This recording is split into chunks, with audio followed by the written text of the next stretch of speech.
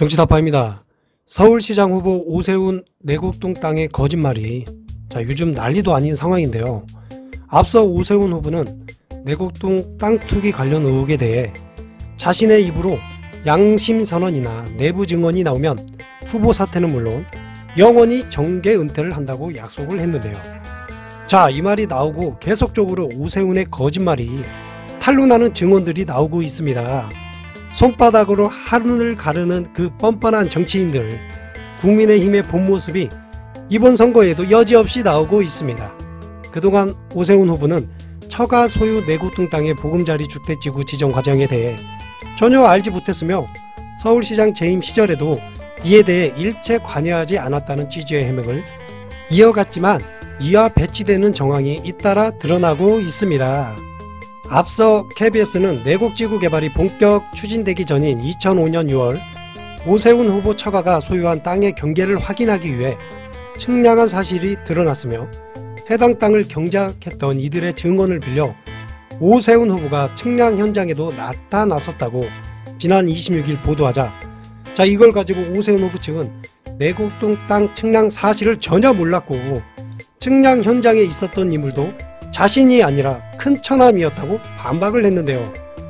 그런데 정작 그 큰 처남인 송모 교수는 해당 당일 땅을 측량하는 당일 소속 의료원의 행사에 참석한 것으로 확인이 되었습니다. 그러면 오세훈 후보는 또 거짓말을 한 건데요. 이걸로 수세에 몰리자 오세훈 서울시장 후보 측은 급한 마음에 내곡동 땅 측량에 직접 관여했다는 KBS 보도와 관련해 대검찰청에 고발장을 제출했다고 금일 밝혔습니다. 적반하장도 유분수 아닙니까? 오세훈씨 약속한 대로 사퇴하시고 정계 은퇴 바라겠습니다. 이처럼 오세훈 내곡동 땅 투기 의혹과 박형준 국민의힘 부산시장 후보의 LCT 불법 의혹, 그 다음에 각종 투기 의혹, 그리고 LH 직원들의 내부 정보를 이용한 부동산 불법 투기 사건을 보시면 아시겠지만 공직자의 청렴성은 양심의 문제가 아닙니다. 법적인 책임을 물어야 할 문제일 것입니다. 그래서 이해충돌 방지법을 만들어야 하는데요. 공직자의 투기 및 부패 방지를 위한 이해충돌 방지법이 지난 24일 국회 정무위원회 소위원회에서 끝내 논의되지 못한 채 연기가 되었다고 합니다. 25일 더불어민주당에 따르면 당 지도부는 3월 내 통과를 목표로 하고 있지만 야당인 국민의힘, 국민의안 쪽에서 재정법이라는 이유로 신중론을 고수하고 있어 최종 처리까지 진통이 불가피한 상황이라고 말했습니다. 이러한 가운데 이재명 경기도지사는 27일 이번에 이해충돌 방지법 꼭 통과되어야 한다고 재차 촉구하고 나섰습니다.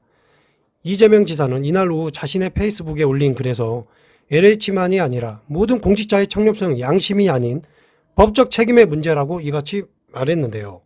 그러면서 지금이 바로 강행 처리해서라도 모든 공직자의 이해충돌 금지를 입법할 때라며 전현희 국민권익위원장님의 입법 의지에 공감하며 함께 한다고 응원을 했습니다. 이 지사는 앞서 페이스북에서 LH 공직 투기에 대한 국민적 분노의 저변에는 근로소득자 위에 불로소득자가 군림하며 땀 흘려 일하는 사람의 피눈물까지 흘리게 하는 토지 계급화 사회, 정권은 바뀌어도 국민의 삶은 바뀌지 않는 정치 효용감 제로의 현실이 있습니다. 그리고 국민의 삶이 바뀌지 않는 이유는 우리 정치가 여전히 90% 이상은 말뿐이고 이빨만 깐다는 거예요. 실행을 10%도 하지 않기 때문입니다. 약속을 지키지 않습니다. 이 정치꾼들이 공약을 냈으면 약속을 지켜야 하는데 약속을 지키지 않아요. 그런 말씀 같은데요. 이목지신이란 고사가 있습니다. 상군서 저자이자 진나라 재상이었던 상황이 3장 높이의 나무 막대기를 도성남문에서 북문으로 옮기면 금 50냥을 주겠다는 터무니없는 약속을 하고 실제로 약속을 지켜 보임으로써 정치에 대한 신뢰를 세웠던 일화에서 나온 말인데요.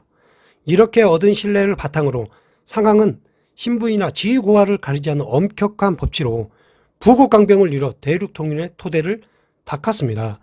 언행일치는 정치에 대한 국민의 신뢰를 만드는 유일한 방법입니다. 그렇죠. 맞습니다. 그쵸. 또한 정치에 대한 신뢰가 있어야만 기득권 세력에 가공할 저항이 있더라도 국민의 압도적 동의와 지지를 얻고 국가와 사회의 개혁을 달성할 수 있습니다. 자, 4년 전 국민으로부터 적폐청산과 개혁의 과업을 부여받았던 우리 민주당은 개혁 성공의 전제 조건이나 다름없는 국민의 신뢰가 흔들리고 있다는 점에 가장 절박한 위기감을 가져야 합니다. 불과 얼마 전까지도 국민들께서는 부동산 가격 폭등, 코로나19, 경제 위기 등 삼중고로 고통받으면서도 한결같이 정부 지침을 따르며 높은 국정 운영 지지율을 보여주셨습니다. 자, 한마디로 국민의 자유는 헌법에 보장된 권리입니다. 그런데 국민들은 그 자유권마저도 포기하고 코로나 조기 종식을 위해 열과 성의를 다해 동참을 했다, 이 말 아니겠습니까? 자, 그런데 말이죠. 자, LH 사태는 국민들께 법준수와 고통분담을 내세운 공직자들이 뒤로는 반칙을 일삼으며 오히려 국민 고통을 가중시켜 왔음을 드러내어 국민들께 크나큰 배신감을 안겨드렸습니다. 국민들께서는 이미 어느 쪽이 고인물이고 어느 쪽이 새물인지를 되묻고 계십니다. 지금 같은 상황에서 10년째 이해충돌 방지법 처리를 발목 잡아온 것이 어느 쪽인지 중요하지 않습니다. 오직 국정을 책임진 우리 민주당이 얼마나 책임있게 약속한 바를 이행하는지를 국민들께서는 지켜보고 계십니다.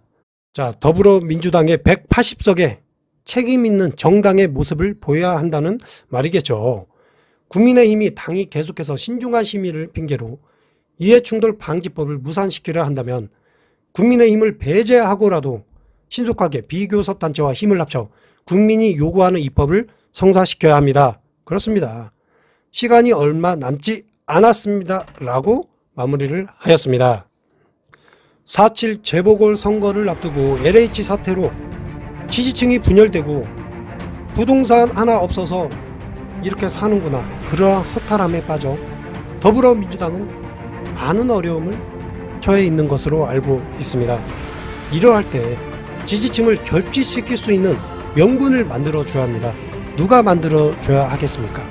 바로 더불어민주당 의원님들께서 만들어주셔야 합니다.